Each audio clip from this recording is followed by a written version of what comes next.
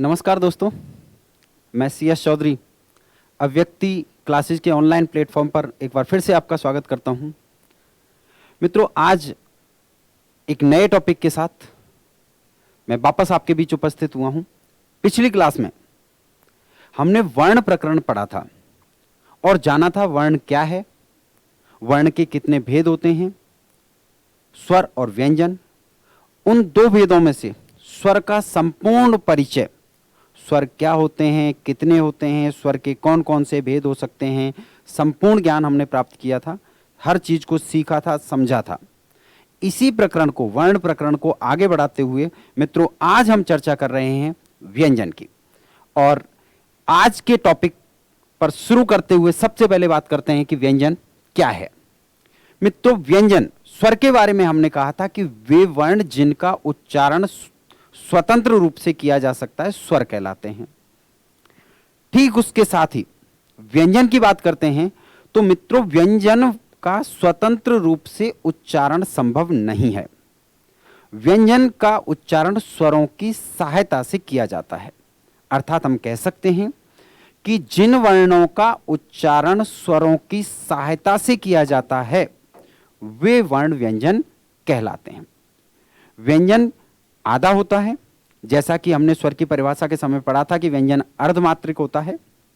तो व्यंजन आधा है, लेकिन जब कोई स्वर उसमें मिलता है तो वो स्वर उसको पूर्ण कर देता है और उसका उच्चारण भी उस स्वर की सहायता से ही किया जाता है। जैसा कि आप पढ़ सकते हैं कि स्वराणाम साहाय्येन उच्चार्यमाणा वर्णाः व्यंजनानि उच्यन्ते। अर्थात स्वरों की सहायता से बोले जाने वाले, स्वराणाम साहाय्येन, स्वरों की सहायता से, उच्चार्यमाणा, बोले जाने वाले, वर्णः, वर्ण, व्यंजनानि उच्यन्ते, व्यंजन कहलाते हैं। जो वर्ण स्वरों की सहायता से बोले जाएं वो क्या कहलाते हैं? व्यंजन कहलाते हैं। आप माहेश्वर सूत्र में देखते हैं कि हल प्रत्याहार, एक प्रत्याहार होता है मित्रों, हल। यह हल प्रत्याहार में आने वाले सभी वर्ण क्या होते हैं? व्यंजन होते हैं। हल प्रत्याहार में आने वाले सभी वर्ण व्यंजन होते हैं, इसीलिए हम व्यंजन को हल भी कहते हैं। व्यंजन को क्या कह देते हैं? हल भी कह देते हैं। आप ध्यान दें, अच प्रत्याहार में आने वाले सभी वर्ण स्वर होते हैं, इसलिए स्वर को अच भी कहा जाता है।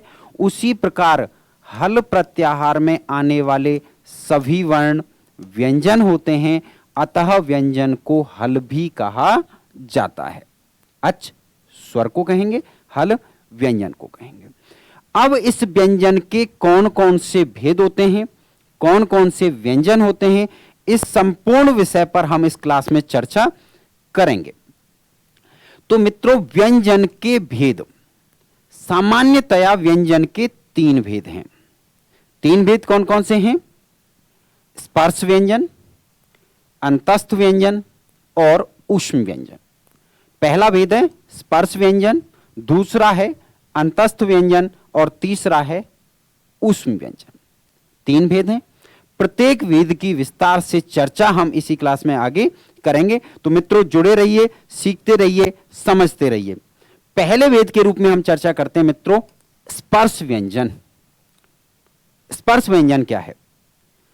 स्पर्श व्यंजन से तात्पर्य है कि जब किसी व्यंजन का उच्चारण करते समय जो वायु मुख से निकलती है वो वायु जब कंठ तालु आदि को स्पर्श करती हुई मुख से बाहर निकले तो वे व्यंजन स्पर्श व्यंजन कहलाते हैं।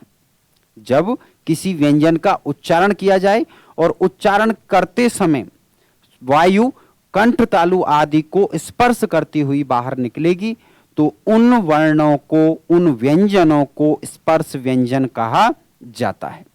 मित्रों, इन स्पर्श व्यंजनों को हम कु, चु, टू, तू और पू के रूप में भी जानते हैं। कु, चु, टू, तू, पू। कु, चु, टू, तू, पू। इस कु, चु, टू, तू, पू में ऊ की इत संज्ञा होती है। ऊ कैसा होता है?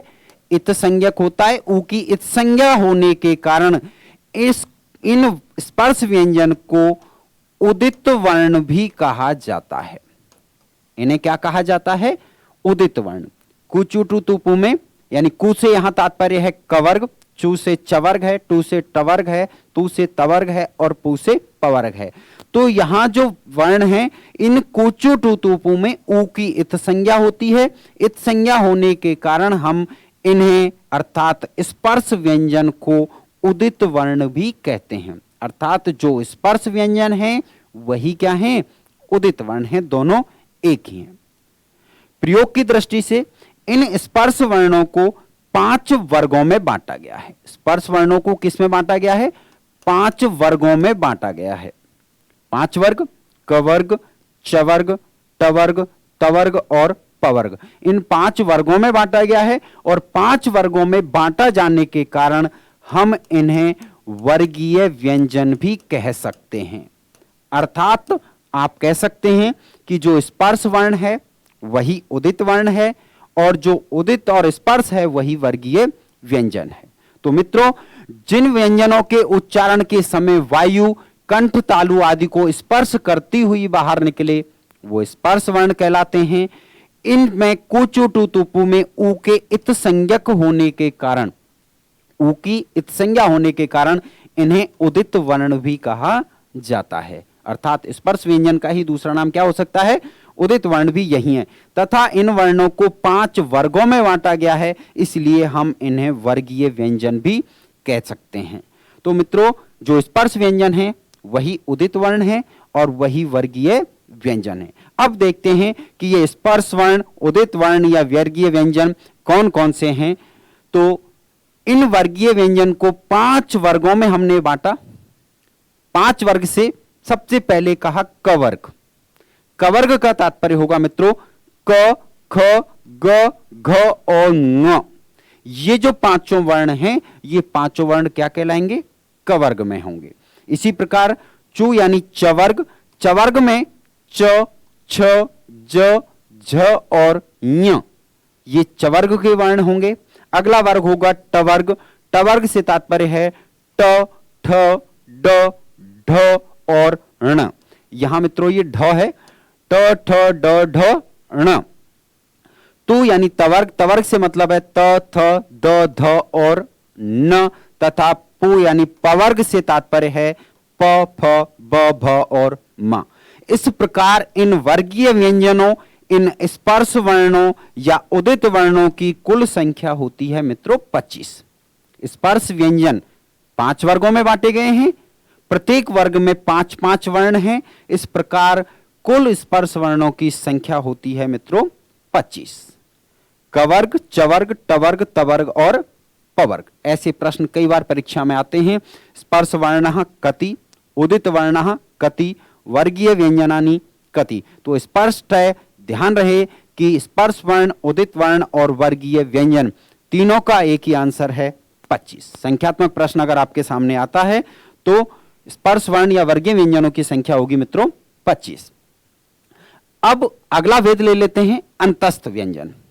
अंतस्थ व्यंजन 3 वेद हमने किए थे व्यंजन के। पहला वेद था स्पर्श वर्ण, दूसरा अंतस्थ और तीसरा ऊष्म।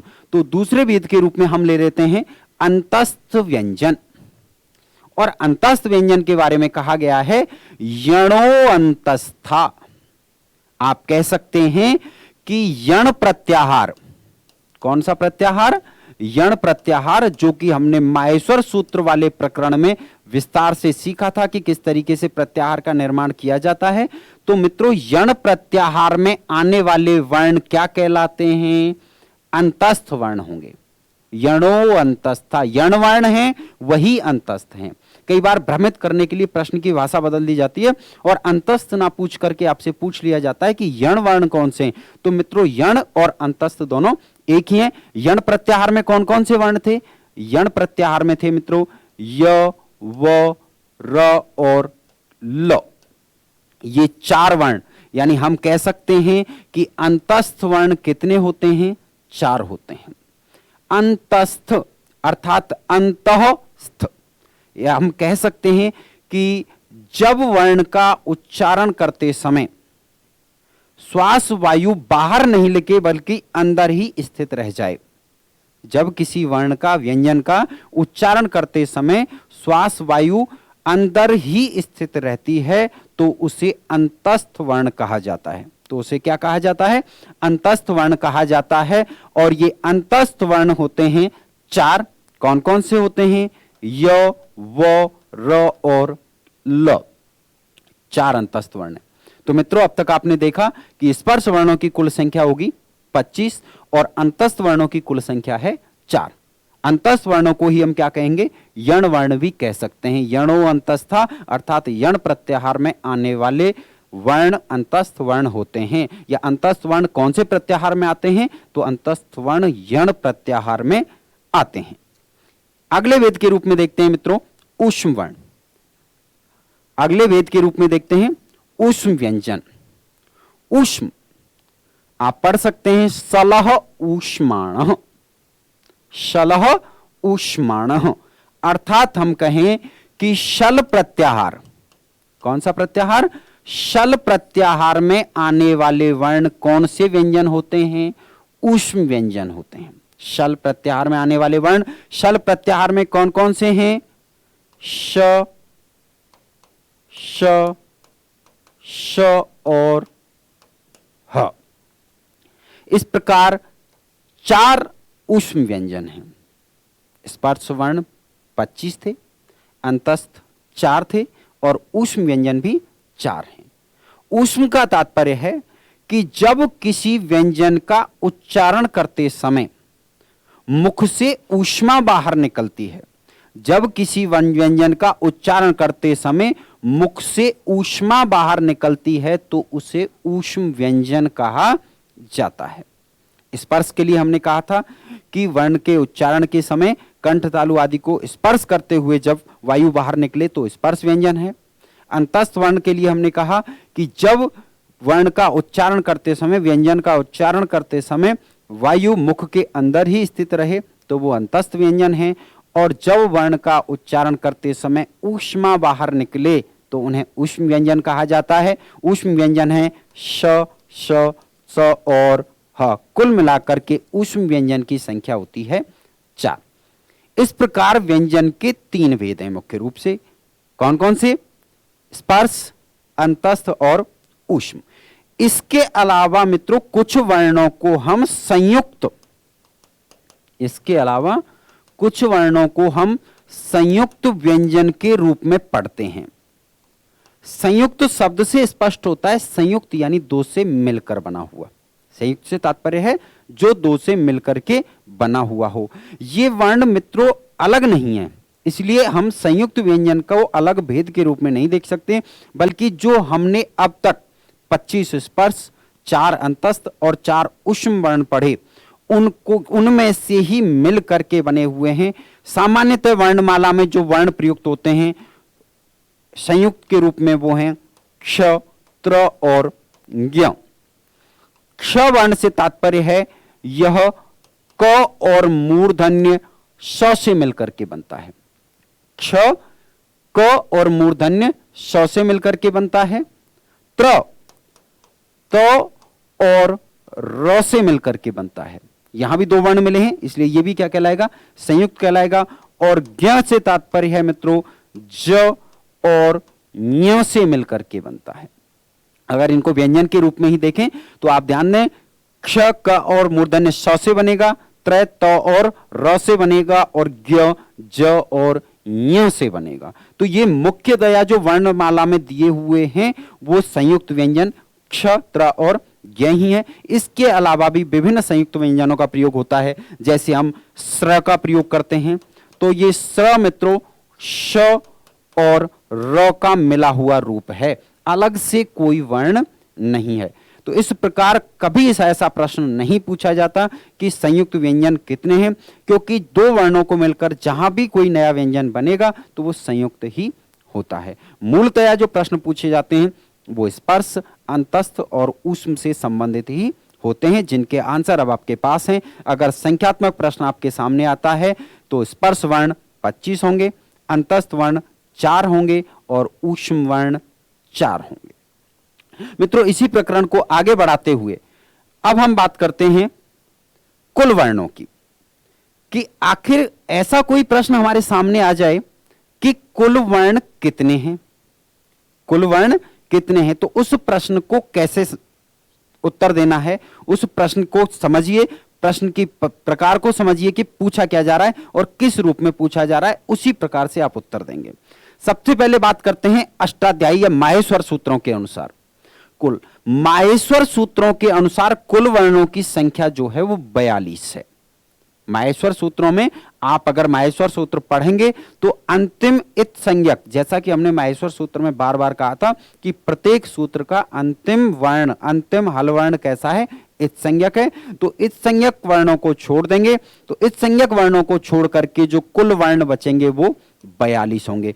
ये कुल वर्ण 42 किस प्रकार होंगे कि आपने पढ़ा था कि माहेश्वर सूत्रों में पहले जो 4 सूत्र हैं, अ ई ऊण, रील ऋक, एओंग और अयौच, पहले जो 4 सूत्र हैं वो स्वरों से संबंधित हैं और उसमें जो स्वर दिए हुए हैं वो हैं मित्रों अ, ई, उ, री, ली, ए, ओ, आई और औ। यहां मैंने इन स्वरों को माहेश्वर सूत्रों के क्रम में लिखा है, यहां स्वरों के रूप में हमें लिखे हुए हैं, तो आप इससे भ्रमित नहीं हो, यहां इनको माहेश्वर सूत्र के रूप में लिख दिया है। कुल मिलाकर के यहां स्वरों की जो संख्या है वो है 9।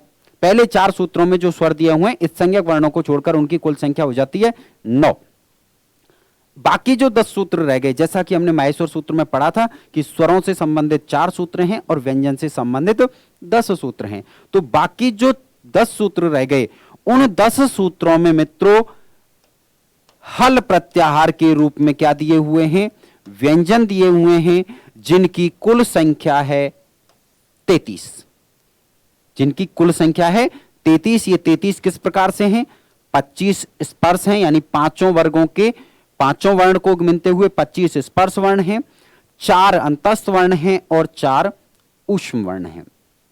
तो इस प्रकार अगर प्रश्न यही हो कि माहेश्वर सूत्रों के अनुसार कुल वर्ण कितने हैं, तो माहेश्वर सूत्रों में कुल वर्ण 42 ही दिए हुए हैं, जिनमें से 33 व्यंजन यानी हल हैं और 9 स्वर अर्थात अच हैं। इसी प्रकरण को आगे बढ़ाते हुए बात करते हैं पाणिनीय शिक्षा के अनुसार कुल वर्ण,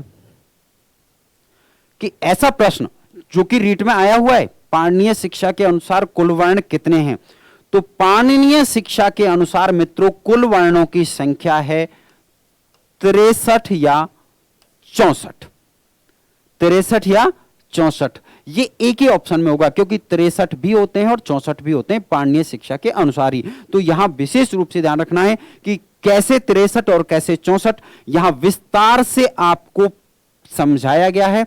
आप पूरा ध्यान देकर इस विषय को समझेंगे, एक एक वर्ण को देखेंगे कि कौन कौन से वर्णों को गिनते हुए हम 63 या 64 वर्णों तक पहुंचते हैं। तो मित्रों स्मरण करो, सबसे पहले हमने बात की थी स्वर की पिछली क्लास में और आपको समझाया था कि स्वरों की संख्या जो होती है वो 22 होती है। स्वरों की संख्या 22 है, इसमें से 5 ह्रस्व हैं, 8 दीर्घ हैं और 9 प्लुत हैं। तो इस प्रकार इनकी कुल संख्या हो जाती है 42। लेकिन अगर हम इस प्लुत में ली को नहीं मानते हैं, जैसा कि पिछली क्लास में बताया गया था कि ली का दीर्घ रूप नहीं होने के कारण कुछ विद्वान उसको प्लुत रूप में भी नहीं मानते हैं, उसका त्रिमात्रिक रूप भी नहीं मानते हैं, और जब त्रिमात्रिक रूप नहीं मानते हैं तो प्लुत स्वरों की संख्या रह जाती है 8 और कुल स्वरों की संख्या रह जाती है 21। दोनों ही सही हैं, 21 भी होते हैं और 22। 21 के अनुसार जब हम जोड़ते हैं तो कुल वर्ण 63 यानी 63 हो जाते हैं और 22 के अनुसार जोड़ते हैं तो कुल वर्ण 64 हो जाते हैं। अब स्वर तो स्पष्ट हो गया कि 21 भी होंगे और 22, ली को नहीं प्लुत रूप नहीं गिनेंगे तो 21 हो जाएंगे और ली के प्लुत रूप को मानकर चलेंगे तो 22 हो जाएंगे। इसके अलावा व्यंजन, तो मित्रों शेष कुल व्यंजनों की संख्या होती है 42। कुल व्यंजन कितने हैं? 42 हैं। ये 42 व्यंजन कौन कौन से हैं, इनको विस्तार से समझते हैं। तो मित्रों, इसमें हम पढ़ चुके हैं कि 25 तो हमारे थे स्पर्श वर्ण, 25 तो क्या थे हमारे स्पर्श वर्ण, 4 थे अंतस्थ, 4 थे ऊष्म। इन 3 को तो हमने अभी के अभी पढ़ा है जब हम व्यंजन के तीनों भेद पढ़ रहे थे। इसके अलावा भी कुछ वर्ण हैं जिनका वर्णमाला या माहेश्वर सूत्रों में तो वर्णन नहीं है, लेकिन प्रयोग किया जाता है। कुछ वर्ण ऐसे हैं जो आज लौकिक संस्कृत में भी प्रयोग हो रहे हैं, कुछ वर्ण ऐसे हैं जिनका वैदिक संस्कृत में प्रयोग था, आज प्राय उनका प्रयोग नहीं होता है। लेकिन पाणिनीय शिक्षा में कितने वर्ण हैं, ऐसे प्रश्न को अगर समझना है तो उसके लिए जरूरी है कि हम संपूर्ण वर्णों को समझें। तो मित्रों, स्पर्श व्यंजन कितने होंगे, 25 होंगे। ऊष्म व्यंजन, अंतस्थ व्यंजन 4 होंगे और ऊष्म व्यंजन भी 4 होंगे, ये हम पढ़ चुके हैं। इसके बाद आप देखिए यम वर्ण, यम वर्ण भी 4 होते हैं। यम वर्ण कितने होते हैं, 4। आगे हम समझेंगे कि कौन से यम वर्ण होते हैं, कैसे हम पहचानेंगे कि यम वर्ण क्या है। लेकिन संख्यात्मक प्रश्न अगर होता है कि यम वर्ण कितने हैं, तो यम वर्ण 4 हैं। इसके बाद अनुस्वार 1 होता है। अनुस्वार आप अच्छी तरह जानते हैं, स्वर की सहायता से जब किसी वर्ण के ऊपर लगाया जाता है तो वो अनुस्वार है, एक अनुस्वार होता है। इसके बाद में एक विसर्ग होता है, विसर्ग भी 1 है। जिह्वा मूलीय 1, उपदमानीय 1 और दुह स्पष्ट भी 1 होता है।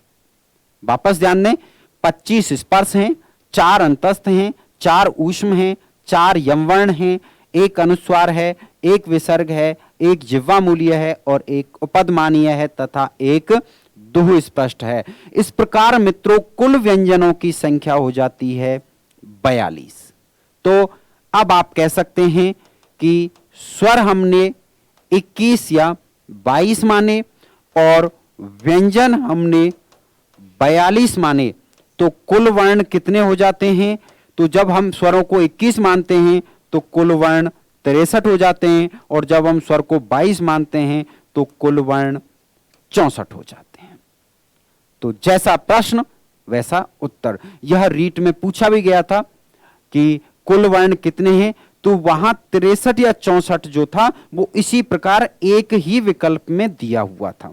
मित्रों, अनावश्यक भ्रमित नहीं होना है कि हम ये सोचें कि एक 63 भी आ गया, दूसरे विकल्प में 64 भी आ गया तो हम क्या करेंगे। ऐसी स्थिति कभी भी पैदा नहीं होती है, केवल हम ऐसी कल्पना करते हैं कि ऐसा हो जाए। प्रश्न पत्र बनाने वाला भी अच्छी तरीके से समझता है, जानता है कि वर्ण 63 भी हैं और 64 भी हैं। तो मित्रों, उम्मीद करता हूं कि ये बिल्कुल स्पष्ट हो गया होगा कि कुल वर्ण 63 या 64 किस तरीके से होते हैं। अगर माहेश्वर सूत्रों के अनुसार पढ़ें तो 42 हैं, जिसमें 9 स्वर हैं और 33 व्यंजन हैं। और अगर पाणिनीय शिक्षा के अनुसार पूछे जाते हैं तो मित्रों उस स्थिति में वर्णों की कुल संख्या 63 या 64 होगी, जिनमें 21 या 22 स्वर होंगे। पुनः दोहरा रहा हूं, लृ का प्लुत रूप नहीं मानोगे तो 21 हो जाएंगे और लृ का प्लुत रूप मानेंगे तो 22 हो जाएंगे। 42 व्यंजन होंगे, तो इस प्रकार कुल वर्ण हो जाएंगे 63 या 64। अब इसी प्रकरण को आगे बढ़ाते हुए मित्रों हम समझते हैं कि यहां अभी हमने 4 वर्ण एक एक के रूप में पढ़े। ये देखिए, अनुस्वार, विसर्ग, उपदमानीय और जिह्वा मूलीय। अनुस्वार, विसर्ग, उपदमानीय और जिह्वा मूलीय। यम वर्ण अलग हैं, उनकी चर्चा बाद में करेंगे। इन चारों को अयोगवाह कहा जाता है। इन चारों को क्या कहा जाता है, अयोगवाह भी कहा जाता है, क्योंकि अष्टाध्यायी में या कहें माहेश्वर सूत्रों में इनका कहीं कोई प्रयोग नहीं है, लेकिन ये प्रयोग में फिर भी आते हैं। वर्णमाला में भी इनका कहीं वर्णन नहीं है, फिर भी ये प्रयोग में आते हैं, इसलिए इन्हें क्या कहा जाता है, अयोगवाह भी कहा जाता है। तो ये अयोगवाह क्या हैं, कौन कौन से हैं, आइए मित्रों इसको विस्तार से समझते हैं। अयोगवाह प्रकरण में अयोगवाह ऐसे वर्ण जिनका माहेश्वर सूत्रों या वर्णमाला में वर्णन नहीं है किंतु उनका प्रयोग किया जाता है, उन्हें क्या कहा जाता है, अयोगवाह कहा जाता है। ये अयोगवाह 4 होते हैं। अयोगवाह सामान्यतः कितने माने गए हैं? 4 माने गए हैं। कौन कौन से? अनुस्वार, विसर्ग, जिह्वामूलीय और उपधमानीय। अनुस्वार, विसर्ग, जिह्वामूलीय और उपधमानीय, ये 4 क्या हैं? अयोगवाह हैं। तो मित्रों आइए इनमें से एक एक को समझते हैं और एक एक की चर्चा करते हैं। सबसे पहले बात करते हैं अनुस्वार। जैसा कि हम सब जानते हैं किसी भी वर्ण के ऊपर जो बिंदु बना हुआ होता है वो क्या कहलाता है? अनुस्वार कहलाता है। स्वरेभ्य पर एव नासिकया अनुस्वारः उच्चार्यते। स्वरों के साथ नासिका से अनुस्वार का उच्चारण किया जाता है। यहां 2 चीजें स्पष्ट हैं कि एक तो अनुस्वार का प्रयोग स्वरों के साथ होगा, अर्थात हम कह सकते हैं कि जब किसी, जैसे हम कहें अंग, तो यहां स्वर के साथ ही अनुस्वार का प्रयोग हो जाता है। अनुस्वार का चिन्ह क्या है? अनुस्वार के लिए हम इसका प्रयोग करते हैं, बिंदु का। तो ये इस अनुस्वार का प्रयोग स्वर के साथ किया जा सकता है। स्वर के बिना इसका प्रयोग संभव नहीं है किसी भी वर्ण में। जैसे हम कहते हैं अहम, तो यहां अनुस्वार का प्रयोग ह के ऊपर हुआ है, तो यहां ह जो है वो अ से मिलकर के पूर्ण हुआ है। तो आप समझें कि जो अनुस्वार है वो अ के साथ है, तो स्वर की सहायता से ही अनुस्वार का प्रयोग होगा। दूसरा कहा कि नासिकया अनुस्वारः उच्चार्यते, अर्थात अनुस्वार जहां लगा हुआ है उसका उच्चारण नासिका से किया जाता है। जहां अनुस्वार लगा हुआ है उसका उच्चारण नासिका से किया जाता है। चिन्ह इस प्रकार हम वर्ण के ऊपर बनाते हैं, जिसको हम हिंदी की वर्णमाला में जब पढ़ रहे थे तो अंत में, स्वरों के अंत में आता था अंग अह। तो जो अंग आ रहा है वो किसका रूप है मित्रों? वो अनुस्वार का ही रूप है। तो स्पष्ट है स्वर के साथ में नासिका से ही अनुस्वार का उच्चारण किया जाता है। आप किसी भी वर्ण के ऊपर लगाओगे तो उस वर्ण में स्वर होना जरूरी है। जैसे हम किम लिखते हैं तो यहां किम यानी अनुस्वार लगा हुआ है, वो अनुस्वार यहां अलग अलग करते हैं, तो यहां क है और क में ईश्वर है, तो इस ईश्वर की सहायता से ही यहां पर अनुस्वार लगा हुआ है। तो मित्रों स्पष्ट है अनुस्वार स्वर के साथ में आएगा, साथ के साथ इसका उच्चारण कहां से होगा? नासिका से होता है। अगले अयोगवाग के रूप में हम देखते हैं मित्रों विसर्ग। अगला अयोगवाग कौन सा है? विसर्ग है। विसर्ग से तात्पर्य है मित्रों कि स्वरेभ्य पर एव, अर्थात स्वरों के साथ ही, जिस प्रकार अनुस्वार स्वरों के साथ आ रहा था उसी प्रकार विसर्ग का प्रयोग भी स्वर के साथ होगा। किसी भी आधे व्यंजन के साथ में विसर्ग का प्रयोग नहीं होता है। स्वरेभ्य पर एव तत्तत् स्वर स्थानेन विसर्गो अपि उच्चार्यते। स्वरों के साथ साथ उस उच्चारण स्थान से विसर्ग का उच्चारण किया जाता है। अर्थात हम समझ सकते हैं कि यह विसर्ग का चिन्ह है जिसका प्रयोग निश्चित रूप से स्वर के साथ ही होगा। यहां म में अगर आप अलग करेंगे तो आप कह सकते हैं र के बाद में आ है और म के साथ में अ स्वर जुड़ा हुआ है, जिसके साथ में किसका प्रयोग हुआ है? विसर्ग का प्रयोग हुआ है। इसी प्रकार अगर आपको हरि ही शब्द लिखना है तो यहां भी र के अंत में ई स्वर मिला हुआ है, उसके बाद में विसर्ग का प्रयोग हुआ है। अर्थात विसर्ग का प्रयोग कब होगा? विसर्ग का प्रयोग मित्रों स्वर के साथ में ही होता है। तो दोनों चीजें स्पष्ट हो जानी चाहिए, अनुस्वार और विसर्ग। अनुस्वार का प्रयोग भी स्वर के साथ होता है और विसर्ग का प्रयोग भी स्वर के साथ होता है। उच्चारण के बारे में विस्तार से हम उच्चारण स्थान वाला जो प्रकरण पढ़ेंगे उसमें समझेंगे। तो 2 अयोगवाह आपने पढ़े, अनुस्वार और विसर्ग। अगले अयोगवाह के रूप में मित्रों हम पढ़ते हैं जिह्वामूलीय। अगले अयोगवाह के रूप में क्या पढ़ते हैं? जिह्वामूलीय। जिह्वामूलीय यानी क तथा ख से पहले आने वाला अर्धविसर्ग। जिह्वामूलीय क्या होता है? तो जिह्वामूलीय का मतलब है मित्रों क ख से पहले आने वाला अर्धविसर्ग। यानी आप यूं समझें कि आमतौर पर हमारे मन में एक बात सवाल होता है कि सब क और ख तो 2 हैं और हमने कहा था कि जिह्वामूलीय एक ही है। जब वर्णों की कुल संख्या हमने गिनी थी तो हमने कहा जिह्वामूलीय भी एक है और उपधमानीय भी एक है। तो मित्रों एक क्यों है, इस बात को ध्यान से समझ लो, क्योंकि उस समय जब आप पढ़ रहे होंगे जिह्वा मूल्य एक है तो आपके मन में ये प्रश्न आया होगा कि क ख दो होते हैं तो ये एक क्यों। तो मित्रों यहां स्पष्ट है कि क ख जिह्वा मूल्य नहीं है, क ख से पहले आने वाला अर्ध विसर्ग जिह्वा मूल्य होता है। अर्ध विसर्ग यानी जब किसी वर्ण क के पहले ये चिन्ह बना हुआ आ जाए, जो कि यहां पर बना हुआ है, थोड़ा सा संक्षिप्त है, शायद आपको दिख रहा हो, नहीं दिख रहा है तब भी कोई बात नहीं है, आप उसको यहां समझ लीजिए कि जब क या ख के पहले यह चिन्ह आ जाए, इस चिन्ह को क्या कहते हैं, इस चिन्ह को मित्रों हम अर्ध विसर्ग कहते हैं। क्या कहते हैं, अर्ध विसर्ग कहते हैं। तो जब क ख के पहले यह चिन्ह आ जाएगा, तो क के पहले आएगा तो यह जिह्वा मूल्य हो जाएगा, और ख के पहले आएगा तो ख को कैसा बना देगा, जिह्वा मूल्य बना देगा। तो मित्रों क ख जिह्वा मूल्य नहीं है, बल्कि क ख के साथ अर्ध विसर्ग जुड़ने से बनने वाली परिस्थिति जिह्वा मूल्य है, और वो परिस्थिति एक अर्ध विसर्ग के कारण बन रही है, इसलिए इसकी संख्या एक होगी। पुनः ध्यान दें, वापस समझा रहा हूं कि क और ख दो अलग अलग वर्ण जिह्वा मूल्य नहीं है, क्योंकि इस प्रकार से दो हो जाएंगे जिह्वा मूल्य, बल्कि क ख से पहले आने वाला अर्ध विसर्ग। अर्ध विसर्ग से मतलब है, वापस ध्यान दें, जब ऐसा चिन्ह बना आता है, आधा विसर्ग ऊपर है और आधा नीचे, तो यानी अर्ध विसर्ग जब बना हुआ आ जाता है तो ये परिस्थिति जिह्वा मूल्य होती है। जब ये क के साथ आएगा तो जिह्वा मूल्य हो जाएगा, और जब ख के साथ आएगा तो ख को भी क्या करेगा, जिह्वा मूल्य करेगा। और मित्रों जिह्वा मूल्य की संख्या जो होगी वो कितनी होगी, एक होगी। आप भ्रमित नहीं हो, दो आंसर नहीं हो सकता, जिह्वा मूल्य एक है, और वो है क ख से ठीक पहले आने वाला अर्ध विसर्ग। इसी प्रकार चर्चा करते हैं मित्रों उपदमानीय, जो अगला अयोगवाह है। उपदमानीय बिल्कुल वही है, क ख से पहले आने वाला अर्ध विसर्ग जिह्वा मूल्य था, तो प तथा फ से पहले आने वाला अर्ध विसर्ग कैसा होगा, उपदमानीय होता है।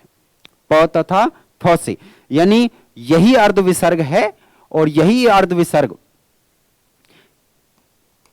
जब क के साथ आ रहा था तो इसको क्या बना रहा था, ये जिह्वा मूल्य बना रहा था।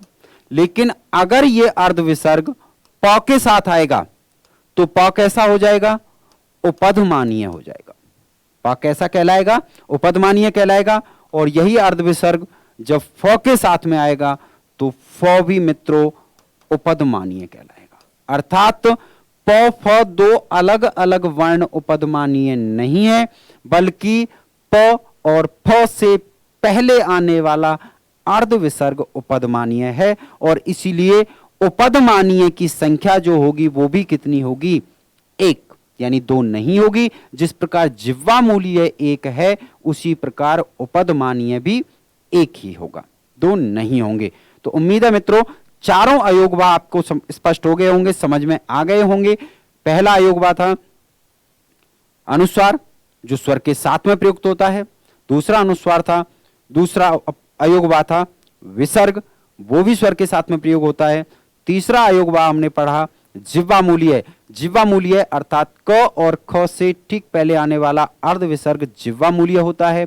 और अंतिम अयोगवाह यानी चौथा अयोगवाह हमने पढ़ा है कौन सा, उपदमानीय। और उपदमानीय से तात्पर्य है प और फ से ठीक पहले आने वाला यह अर्ध विसर्ग उपदमानीय होता है। तो जो परिस्थिति बनी वो एक बार ही बनती है, इसीलिए उपदमानीय जो है वो भी एक ही रहेगा। तो इस प्रकार चारों चीजें स्पष्ट हो गई हैं। अब बात कर लेते हैं मित्रों एक और टॉपिक, यम वर्ण। एक और प्रकरण यम वर्ण, जो संभवतः आपने के लिए नया हो कि यम वर्ण क्या है। जिस समय कुल वर्ण पढ़ रहे थे तो उस समय हमने पढ़ा था कि यम वर्णों की संख्या 4 है। तो यम वर्ण कौन कौन से होते हैं, कैसे होते हैं, और कैसे पहचानोगे कि यम वर्ण है। वर्तमान की लौकिक संस्कृत में इस तरीके का प्रयोग बहुत कम रह गया है। तथापि जब हम किसी विषय को पढ़ रहे हैं, समझ रहे हैं, सीख रहे हैं, तो उसका संपूर्ण ज्ञान हमें होना चाहिए। यम वर्ण से तात्पर्य मित्रों, जब किसी भी वर्ग का पहला, दूसरा, तीसरा और चौथा वर्ण आए तथा उसके ठीक बाद में कोई अनुनासिक वर्ण आ जाए। अनुनासिक यानी पांचवा वर्ण, पांचवें वर्ण से मतलब था ञ म ङ ण न। तो जो ये पांचवें वर्ण है इनमें से कोई वर्ण आ जाता है तो पहले जैसा दूसरा वर्ण यम होता है। पुनः ध्यान दें, वर्ग के पहले, दूसरे, तीसरे और चौथे वर्ण के बाद अगर अनुनासिक वर्ण आता है, पंचम वर्ण आता है, तो पहले जैसा दूसरा वर्ण, जो चार वर्ण आए हुए हैं, पहला, दूसरा, तीसरा, चौथा, तो उनमें से जो पहले जैसा दूसरा होगा वो क्या होता है? यम होता है। उदाहरण के साथ समझते हैं, बिल्कुल स्पष्ट होगा, आप घबराएं नहीं। किसी भी वर्ग के पहले, दूसरे, तीसरे या चौथे वर्ण के बाद, परे यानी बाद में पंचम वर्ण आ जाता है तो पंचम का मतलब है मित्रों अनुनासिक। पंचम का मित्र है अनुनासिक वर्ण आता है तो पहले जैसा दूसरा वर्ण, पहले जैसा दूसरा वर्ण क्या होता है? यम होता है। अर्थात हम कह सकते हैं कि अनुनासिक से पहले दो एक जैसे होंगे, अनुनासिक से पहले दो एक जैसे होंगे। मित्रों, पहले उदाहरण के साथ में आपकी परिभाषा वापस दोहरा रहा हूं कि किसी भी वर्ग के प्रथम, द्वितीय, तो पहले वर्ण के बाद में, किसी भी वर्ग के पहले वर्ण, पहले, दूसरे, तीसरे, चौथे वर्ण के बाद में अगर अनुनासिक आए तो देखो न के रूप में अनुनासिक आया हुआ है, तो पहले जैसा अनुनासिक आए तो पहले जैसा, अर्थात दो एक जैसे हैं। क दो बार आया हुआ है तो इसमें पहले जैसा दूसरा, अर्थात जो दूसरे वाला क है वो क्या कहलाएगा? यम कहलाएगा। पुनः ध्यान दें कि अनुनासिक होगा और अनुनासिक से पहले दो एक जैसे वर्ण होंगे। पहले भी हो सकते हैं वर्ग का, दूसरा भी हो सकता है, तीसरा भी हो सकता है और चौथा भी हो सकता है। इसीलिए इनकी संख्या कितनी मानिए? 4। अगर आप पांचों वर्गों को अलग अलग गिनोगे तो फिर इनकी संख्या बहुत आगे पहुंच जाती है, जो कि नहीं है। अगर वो परिस्थिति 4 या तो प्रथम वर्ण के साथ बनेगी, या द्वितीय के साथ बनेगी, या तृतीय के साथ बनेगी, या फिर चतुर्थ के साथ बनेगी, तो 4 बार ही बन सकती है। इसीलिए यम वर्णों की संख्या को कितना माना गया है? 4। चारों के उदाहरण आपके सामने हैं। यहां हमने पढ़ा कि अनुनासिक के ठीक पहले 2 क आए थे तो दूसरे वाला क कैसा है? यम है। ठीक इसी तरीके से यहां अनुनासिक से ठीक पहले 2 ख आए हुए हैं तो इनमें से जो दूसरा ख है, पहले जैसा दूसरा यानी दो एक जैसे, और उसमें से जो दूसरा ख है वो दूसरा ख क्या है मित्रों? यम वर्ण है। दो एक जैसे होंगे तो दूसरा जो समान है वो यम वर्ण है। इसी प्रकार यहां ग 2 बार आया हुआ है अग्नि में, तो यहां जो दूसरा ग है आप देखेंगे कि ग के ठीक बाद में अनुनासिक है, तो ग 2 बार आया हुआ है, उसमें से जो दूसरा ग है वो दूसरा ग क्या कहलाएगा? यम कहलाएगा। वो दूसरा वर्ण ग क्या कहलाएगा? यम कहलाएगा। और इसी प्रकार आप देखेंगे न अनुनासिक के रूप में है और उससे ठीक पहले 2 घ वर्ण आए हुए हैं, क ख ग घ, घ आया हुआ है, तो जो दूसरा घ है वो क्या कहलाएगा? यम कहलाएगा। तो मित्रों, उम्मीद करता हूं स्पष्ट हो गया होगा कि 2 एक से वर्ण हो और उसके बाद में अनुनासिक हो। सरल शब्दों में समझिए आप इसको कि 2 एक जैसे वर्ण हो और उसके बाद में अनुनासिक आता है, तो जो दूसरा वाला वर्ण है 2 एक जैसे, आप देखें कि 2 एक जैसे हैं और उसके बाद में अनुनासिक हो, तो जो दूसरा वर्ण होगा वो दूसरा वर्ण क्या कहलाएगा? यम कहलाएगा। यहां से आपसे जो प्रश्न पूछा जा सकता है वो संख्यात्मक प्रश्न हो सकता है कि यम वर्ण कितने होते हैं? तो मित्रों यम वर्ण होते हैं 4। तो इस प्रकार आपने संपूर्ण पाणिनीय शिक्षा में जो वर्ण हैं उनको पढ़ा, सीखा और समझा। एक वर्ण दुःस्पृष्ट के रूप में हमने पढ़ा था, तो दुःस्पृष्ट के रूप में जो वर्ण होता है वो इस तरीके से ड़ का जो प्रयोग करते हैं वो होता है। इसको हम ज्यादातर राजस्थानी जो साहित्य है या कविताएं होती हैं उनमें इसका प्रयोग अक्सर देखते हैं। तो इस वर्ण को दुःस्पृष्ट कहा जाता है, जैसा कि जहां कुल वर्ण थे उसमें आपको दिया हुआ था। यहां देखिए आप दुःस्पृष्ट, दुःस्पृष्ट के सामने ये वर्ण आपको बनाया हुआ है, तो ये कैसा वर्ण कहलाता है? दुःस्पृष्ट कहलाता है। तो इस प्रकार मित्रों ये आपका वर्ण प्रकरण संपूर्ण होता है, जहां आपने सबसे पहले स्वरों को समझा, स्वरों के कालकृत भेद यानी ह्रस्व दीर्घ प्लुत को समझा, स्थानकृत भेद, उदात्त, अनुदात्त और स्वरित को समझा और उसके बाद में नासिकाकृत भेद के रूप में अनुनासिक स्वर और अननुनासिक स्वर को समझा। कुल स्वर कितने होते हैं ये हमने समझा। स्वर की कौन कौन सी संज्ञाएं होती हैं, उदात्त, अनुदात्त और स्वरित संज्ञा, उनको हमने समझा। उसके बाद में व्यंजन क्या है, व्यंजन के मुख्य भेद स्पर्श, अंतस्थ और ऊष्म को पढ़ा। उसके बाद में प्रत्येक स्पर्श वर्ण 25, अंतस्थ वर्ण 4 और ऊष्म वर्ण 4, इनको समझा। उसके बाद हमने कुल वर्ण जैसे विषय पर चर्चा की कि अगर अष्टाध्यायी के अनुसार देखा जाए तो कुल वर्ण होते हैं 42, 33 व्यंजन, हलवर्ण और 9 अच् अर्थात स्वर। और पाणिनीय शिक्षा के अनुसार अगर प्रश्न होता है तो कुल वर्ण आपके सामने हैं, आप देख सकते हैं। स्वर 21 या 22, स्पर्श 25, अंतस्थ 4, ऊष्म 4, यम वर्ण 4, अनुस्वार 1, विसर्ग 1, जिह्वामूलीय 1। याद रहे 2 नहीं होते हैं, जिह्वामूलीय और उपदमानीय 1-1 ही होंगे, क्योंकि अर्ध विसर्ग जिह्वामूलीय है, 2 अलग अलग वर्ण उपदमानीय जिह्वामूलीय नहीं है, और 2 स्पष्ट 1। तो इस प्रकार मित्रों हमने इस वर्ण प्रकरण को आप सीखा है, समझा है। उम्मीद करता हूं प्रकरण आपकी समझ में आया होगा। आप बार बार इस वीडियो को देखेंगे और समझेंगे, स्वयं अभ्यास करेंगे तो इस प्रकरण को गहराई से समझ पाएंगे। मित्रों यहां से एक प्रश्न अक्सर परीक्षा में मिल जाता है जो कि बहुत सरल और साधारण सा टॉपिक है, प्रकरण है, तो किसी भी कीमत पर लापरवाही नहीं करनी है। और आगे एक नए टॉपिक के साथ में अगली क्लास में आपसे पुनः मुलाकात होगी। तब तक जुड़े रहिए अव्यक्ति क्लासेज के ऑनलाइन प्लेटफॉर्म पर हमारे साथ में, जहां आप विषय विशेषज्ञों से विभिन्न विषयों को धैर्यपूर्वक सीख रहे हैं, समझ रहे हैं। मित्रों हमारा प्रयास है कि जो आत्मीयता कक्ष में आपके साथ होती है, उसी आत्मीयता के साथ, उसी विश्वास के साथ, उसी धैर्य के साथ आपको सिखाया जाए। जो हमारा और आपका उद्देश्य है आपको सफल बनाना, उस उद्देश्य की पूर्ति की जाए। तो मित्रों अगली क्लास में मिलते हैं, तब तक जुड़े रहिए हमारे साथ में। धन्यवाद।